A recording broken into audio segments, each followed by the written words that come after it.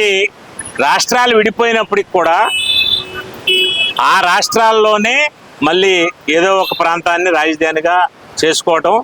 వాళ్ళ 1947 తర్వాత అవి 53, 26, 79 సంవత్సరాల కాలంలో ఏ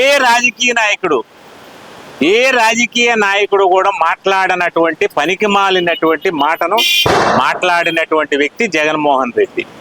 ఇవాళ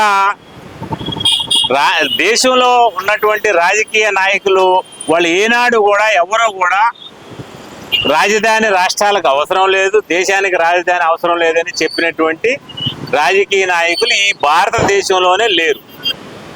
మరి అటువంటి డాక్టర్ బాబాసాహెబ్ అంబేద్కర్ రాసినటువంటి రాజ్యాంగంలోనే ఒక ప్రాంతాన్ని ఎన్నుకుని సచివాలయాలు అక్కడ ఉండేటటువంటి అధికారులందరూ కూడా పనిచేయాలని, దాన్ని రాజధానిగా ఉండాలని రాసి ఉంటే ఈయన అసలు రాజధాని అవసరమే లేదని చెప్తాడు. ఎలక్షన్లో ఏం చెప్పాడు? 2019 ఎలక్షన్లో ఇవాళ ఆంధ్రప్రదేశ్కి రాజధాని అమరావతి ఉండాలి, 1,00,000 ఎకరాలు కావాలని చెప్పినటువంటి వ్యక్తి జగన్మోహన్ రెడ్డి. ఇవాళ అతను అధికారంలోకి వచ్చిన తర్వాత ఏమో అమరావతి అవసరం లేదు, 3 ప్రాంతాల రాజధాని వైజాగ్, రాయలసీమ, విజయవాడ 3 ప్రాంతాలని చెప్పాడు.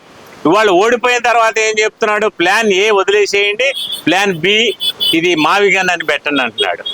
ఇవాళ అసలు అతనికి ఒక నిర్దిష్టమైనటువంటి ప్రణాళిక అతనికి లేనే లేదు.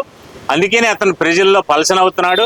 ఇవాళ మావిగన్ పేరు అతను పెట్టిన తర్వాత, అతను రాజధాని ఉందని చెప్పిన తర్వాత ఇవాళ అతని మీద ఏం ట్రోల్ అవుతున్నాయి, వాళ్ళ ఛానల్స్లో కానివ్వండి, ఇవాళ ఏ రకమైనటువంటి సంభాషణలు జరుగుతున్నాయి ఒక్కసారి జగన్మోహన్ రెడ్డి పరిశీలిస్తే అతని జ్ఞానం కలుగుద్ది. అతనికి ప్రజలు ఏమి ఆలోచిస్తున్నారు, ప్రజలు ఏం చెప్తున్నారు అనేది కూడా అతనికి జ్ఞానోదయం అవుతుంది.